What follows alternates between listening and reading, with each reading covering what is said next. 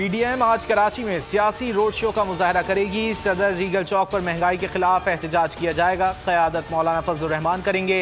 नून league समेत opposition जमातें शरीक होंगी। मौलाना फजलुर रहमान और नवाज शरीफ में राब्ता, हुकूमत को टफ टाइम देने और अपोजिशन इत्तेहाद पर इजहार इत्मीनान। पार्लियामेंट के अंदर और बाहर हुकूमत पर दबाव बढ़ाने पर इत्तेफाक।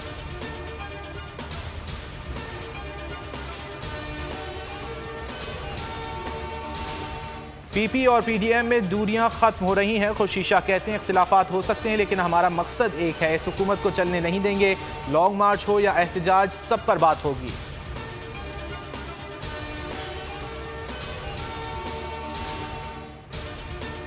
अपोजिशन ने कानून साजी में ताउन तमाम ऑर्डिनेंस पार्लियामेंट में लाने से मशरूत कर दिया। स्पीकर असद कैसर के खत का जवाब देने का फैसला।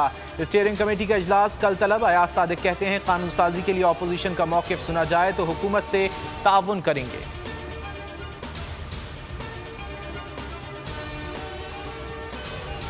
सिंध की सियासत में हलचल। दुबई में अहम बैठक। डॉक्टर इशरतुल इबाद और डॉक्टर फारूक सत्तार ने सर जोड़ लिए। कराची और शहरी सिंध के मसाइल को हल करने के लिए हिकमत अमली बनाने पर तबादला ख्याल। सबको साथ लेकर चलने पर गुफ्तगू। कराची और शहरी सिंध के सियासी खला को दूर करने पर भी इत्तेफाक।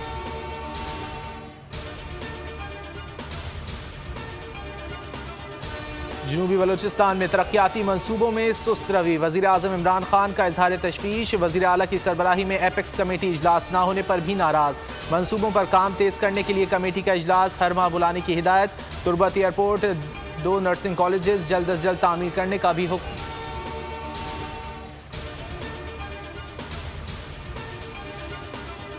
नाजिम जोखियो कत्ल केस, मुलजिम सलीम हालार की अबूरी जमानत मंजूर। सेशन जज मलिक ने 3 लाख रुपए के एवज जमानत मंजूर की। मुलजिम को 22 नवंबर को दोबारा पेश होने का हुक्म।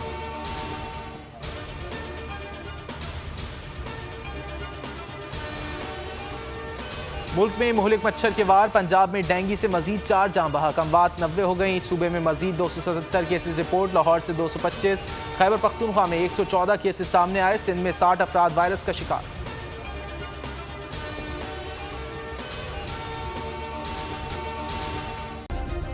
सब्सक्राइब करें और बेल दबाएं ताकि कोई खबर रह न जाए।